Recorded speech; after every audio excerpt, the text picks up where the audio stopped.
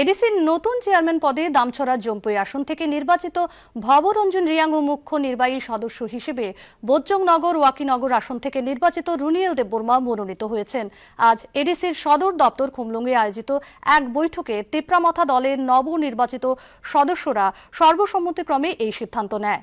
আগামীকাল এক অনুষ্ঠানের মধ্য দিয়ে চেয়ারম্যান, মুখ্য কার্যনির্বাহী সদস্য এবং কার্যনির্বাহী সদস্যরা শপথ গ্রহণ করবেন।